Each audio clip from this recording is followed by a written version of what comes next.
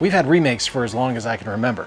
What's going on, everybody? I'm Jay. Welcome to Square Pegs. I was looking at my collection, kind of going through things, reorganizing, and I realized that going on basically all the way back to the Sega Genesis and the Super Nintendo, I've been getting remasters and remakes, and I like them.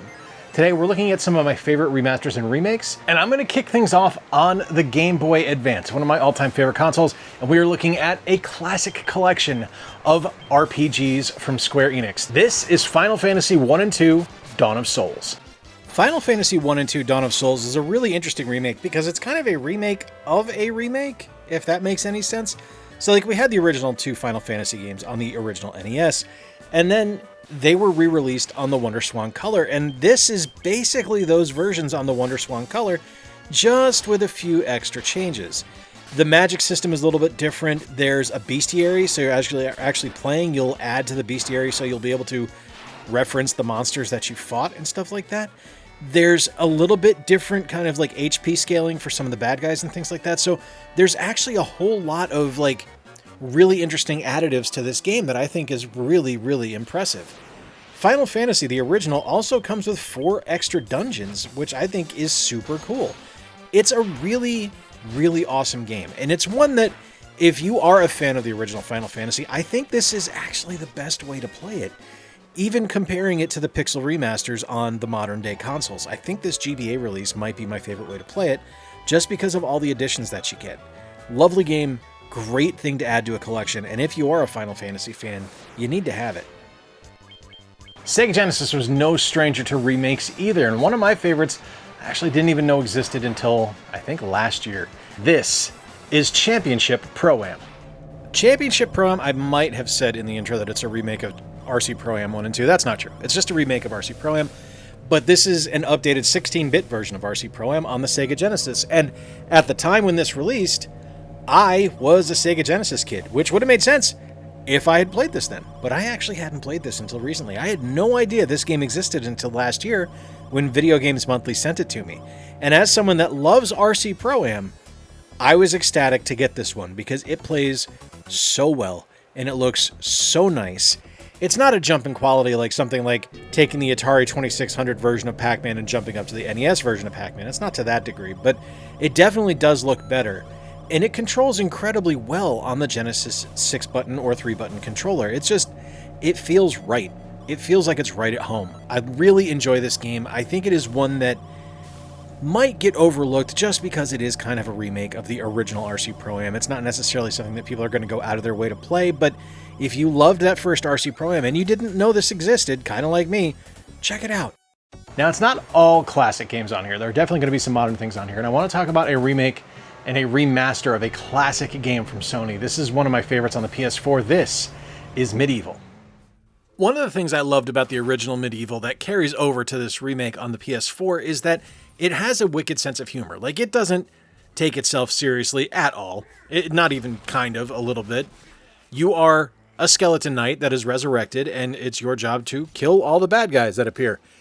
And credit to the team that handled the remake, because this doesn't feel like something that was kind of overdone. It still feels like a PlayStation 1 game. It still feels like the original MediEvil.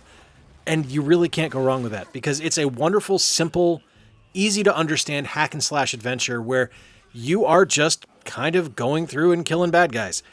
Not really a whole hell of a lot other than that. The things I really like about it is that it's kind of spooky. It's a little bit kind of like silly Halloween, I guess, for lack of a better term. And as Sir Daniel, you get to just kill zombies and kill all kinds of crazy bad guys and monsters in the world. I love it. Absolutely fantastic game. Definitely something that I never foresaw it getting a remake. Like, this is one that I remember being incredibly popular on the PlayStation, but the series just kind of was forgotten at that point. But I do love the remake. I do love that this game exists, and it plays wonderfully well. When it came to the Wii U, Nintendo made a lot of remakes, especially of classic Zelda games. Well, okay, a lot, they made 2. But they were games that were excellent and absolutely fantastic reinterpretations of these classic games. This one from the GameCube is one of my favorites. It's in my top 5 Zelda games. I love the look, I love the gameplay. This is Legend of Zelda: The Wind Waker. I really do love The Legend of Zelda: The Wind Waker, and it was one that I wanted to get on the GameCube, but I've never really found it at an advantageous price that I want to pull the trigger on it. But I did find Zelda: The Wind Waker HD for dirt cheap at a GameStop one day and immediately jumped on it because I couldn't pass this up. It's a game that I love. I had originally played my friend Corey's copy of this game, the original, on the GameCube, and it was one that I wanted to get back to and play eventually, but I never had the opportunity. So getting the improved, both visually and gameplay-wise, version of Wind Waker made me ecstatic, and it was on a console that I really enjoyed in the Wii U. There's a lot of improvements here. The biggest one being the sailing improvements, because I think one of the most notorious issues with the original Wind Waker was the fact that sailing really took you out of the rhythm of the game. It was something that took forever, and while realism, sure, that was in play there, sailing can take a long time, it was in a cartoon world. We didn't really need realistic sailing physics at that point. We wanted to go faster. We wanted to get back into the game. There's all kinds of other improvements as well, including more use of the Wii U gamepad. There's a lot of just simple gameplay improvements where you actually get the upgraded rupee wallet right away. You can hold up to 500, so you can actually beat the game without having to do any upgrades or anything like that to pay Tingle's fees. And I think that's pretty great. This was a wonderful HD remaster and something that really kind of laid the way for what Nintendo was going to be doing going forward with a lot of their games on platforms like the Switch and the Switch 2. On to the Wii now, and we're going to look at one that is a remake from Capcom. This was originally released, I want to say, on the GameCube and PS2, and the Wii remake is spectacular because it took what was a more traditional laid-out game and actually tacked on motion controls, and they worked. They worked really well. The game is spectacular. It's my favorite entry from this franchise. This is Resident Evil 4 Wii Edition. I loved Resident Evil 4 when it originally released on the GameCube. It was something that I didn't necessarily enjoy playing, but I liked watching people play it because I thought it was the most interesting of the Resident Evil series to that point. I had played the originals on the original PlayStation, but never really clicked for me. But when it released on the Wii, I jumped on it immediately because not only did we get improved graphics, there was a 16:9 mode now, there was some bonus content added, there were some cutscenes added as well. The thing that got me was the control scheme, because having the pointer being used by the Wii Remote, kind of making it a light gun game, blew my mind. This is exactly what I wanted my Resident Evil games to be, and this is what I was hoping all Resident Evil games would be going forward. It's awesome. The gameplay is spectacular with the Wii Remote. It just works. It's intuitive. It's simple. It's easy to understand. Yes, you can kind of screw up the aiming just because it is a Wii Remote. The fidelity isn't really all that great, but in the grand scheme of things, this is spectacular. I love it. It's the only Resident Evil I've ever played all the way through. I know. I'm weird. I don't get into horror games, but this one I like. Understood. The most recent pickup I have in this video is a remake from a classic franchise, the Yakuza series. I absolutely love it. This is one of the original games I picked up on the Switch 2. This is Yakuza 0 Director's Cut. Yakuza 0 Director's Cut on the Nintendo Switch is a remake of the 2015 game that was the prequel to the entire Yakuza series. I love the Yakuza series. This is one that I came to very late. I didn't actually play it until a few years ago, and it's something that I regret ignoring for as long as I did because this game is absolutely brilliant. It's an action-adventure RPG, and it's something where people are going to look at me saying it's an RPG, and for some people that have played it, they know. But if you're going to just look at the gameplay, it's basically kind of plays like a beat-em-up, but as you go through, there's definitely some major RPG elements in play as you go through the game, and I think it's wonderful. This re-release on the Switch 2 really just kind of makes the game more accessible, I guess, for lack of a better term. I've said in a lot of reviews in the past, when I'm talking about heavier games, one of the reasons I like playing them on the original Switch, and now here on the Switch 2, is that I have the ability to take the game with me. I don't have to be shackled to a television. I can move about and go wherever I want to, and Yakuza 0 absolutely falls into that equation, kind of like Cyberpunk does. This game's brilliant, plays amazingly well on the Nintendo Switch 2, and it's something that, while yes, it is a game keycard, so if you're not a game keycard fan, pick it up digitally. No skin off my back, it's not going to bother me. But for me, I love having this physical game on the shelf. I love having this case on the shelf so I can see this amazing game added to my Switch collection.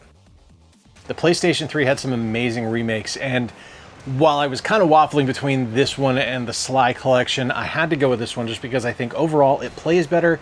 It's not my favorite system. I don't particularly care for the controller. I think it leaves a lot to be desired, but this remake brought things forward into HD graphics, and it looks amazing to this day. This is the Ratchet and Clank collection. The Ratchet and Clank collection on the PlayStation 3 does something that I think is understated, and something that I don't think is often appreciated enough with a lot of remakes. It just makes them a little bit better. It doesn't try to muck with too much. It just kind of polishes them up really nice, makes them look really good, and puts them on a brand new console for people to be able to play. And I got to appreciate that. I'm not going to lie to you. It's something where I admire the hustle. It works. They know they have great games on their hands. Why try to overdo it? And as much as I dislike the PlayStation 3, I think this is something, and that's not true. I like the PlayStation 3. I hate the controller. As much as I dislike the PlayStation 3 controller, to this game's credit, it reacted and played incredibly well on that 6-axis controller. And that's something that I don't think can be understated, because a lot of games, for me at least, just didn't feel natural on that controller. There was just parts of it that just didn't work. But this one does. And it's great any way you can play it. Like, I've streamed it on the PlayStation 5 PlayStation Plus catalog, and it works great. So if you are a fan of Ratchet and Clank, or you want to play remastered versions of the originals and you haven't had an opportunity to, this is the collection to go with, because it's excellent. Like I mentioned, the Sega Genesis was no stranger to remakes. There were plenty released, and I think one that might be one of my favorites was one that I didn't actually own until recently, when it got re-released by Retrobit. And I am thrilled to have this, because the game is incredible. It is a collection of 3 of my favorite games from the original Nintendo. This is Mega Man: The Wily Wars. Mega Man: The Wily Wars was one that I was convinced was going to be an eternal white whale for me, because I never expected to ever get a physical cartridge of this. This is one that was going to be eternally just lost to time and only to be emulated by me, because it was something that was offered on the Sega Network. It was a downloadable game for your Genesis at the time, which was unheard of and bizarre and weird. Like, I didn't even know the Genesis had a modem, if I'm being honest with you. So to get this re-release from Retrobit was exciting and made me incredibly happy, because I love Mega Man. He's my favorite video game character, and I really do enjoy Mega Man: The Wily Wars. From a graphic and a music perspective, this cannot be topped. It is exceptional. The graphics look great, and the music is wonderful. It's all arranged music, which I think is fantastic. Now, I can definitely see people not enjoying the gameplay as much, because there's definitely some alterations here. Physics are a little bit different. The enemy kind of reactions and aggressiveness is changed a little bit at times, but I think if you go in with an open mind, or even better, if you've never played any of the original Mega Man games, this is a pretty good opportunity to do so. And if you have played them, do go in with that open mind, because you're going to get a chance to play something that is so weird to consider even exists, but it's awesome. PlayStation 4 now, and this is one that I needed to have because I wanted to have them all in one place. Like I said, I'm not a huge fan of the PS3. I don't really care for the controller, and I thought the controller really detracted overall from what this experience was on that original console. So I was happy to get this on the PlayStation 4, happy to play it there. This is Uncharted: The Nathan Drake Collection. There really is a lot to like about Uncharted: The Nathan Drake Collection, because, I mean, let's face it, they're already awesome games. The PS3 ones don't suffer, except for the controller, which I mentioned in the intro. I just don't like that controller. I'm sorry. If you're a big fan of the 6-axis, this is not a personal attack on you. It just feels like a toy to me. It feels like something I'm going to snap in half. But I love the first 3 Drake games. I love the first 3 Uncharted titles. To get them in one collection on the PS4 with updated graphics, utilizing that better controller, and just being a fantastic collection of games to begin with, makes me ecstatic. They're amazing. This footage here is captured on the PlayStation 5, just so you are aware, but there's no PS5 patch or anything like that to update them even further. It just plays incredibly smoothly. The gameplay is solid, it looks good, it plays good, it sounds incredible. It has Nolan North as the voice of Nathan Drake, so really that's all I need. I'm happy there, but absolutely love this collection. One of my favorites, and it's an absolute steal. Like, getting those 3 incredible games on one disc is worthwhile. Super Nintendo had some as well, and while Nintendo themselves didn't put out a lot of remasters on the Super Nintendo, of course they weren't called remasters then, they did put out one that I think in particular might be the best one on the system. It's the All-Star Collection featuring Super Mario Bros. 1, 2, 3, The Lost Levels, and Super Mario World.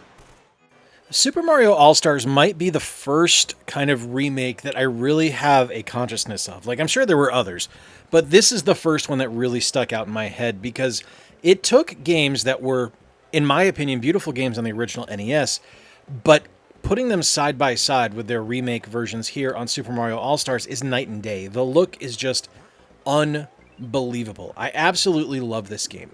Now, that's not to say it's perfect. There are definitely a few things that I feel are a little bit off. Like, the controls just feel a little bit glidey to me, a little bit more skatey than they did in the original NES releases.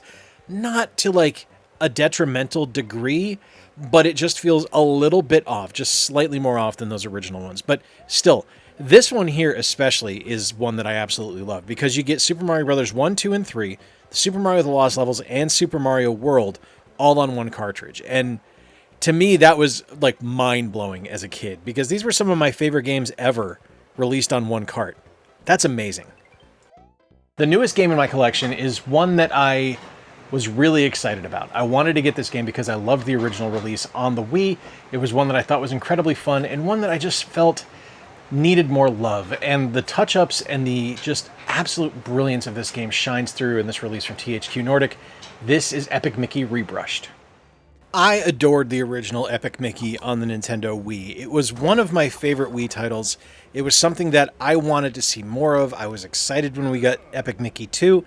And unfortunately, the series just kind of died. And that really sucks, because I think it's a magnificent platforming series, a 3D action platformer that is just super fun, starring one of the most iconic characters in the known universe, honestly. He's probably more recognizable than, like, most pop culture icons out there. It's Mickey. Everyone knows Mickey. And I was really intrigued when they announced Epic Mickey Rebrushed, because it wasn't really something I felt anyone was clamoring for. Like, we got Epic Mickey. It had been years since it released. We didn't really need a remaster of it, but man, am I glad we got it. Because just from a visual standpoint, this game is light years beyond the original. The controls are greatly improved. I was afraid that it wasn't going to work greatly on a standard controller, because I was used to playing it on the Wii Remote with the nunchuck, but it plays great on twin sticks.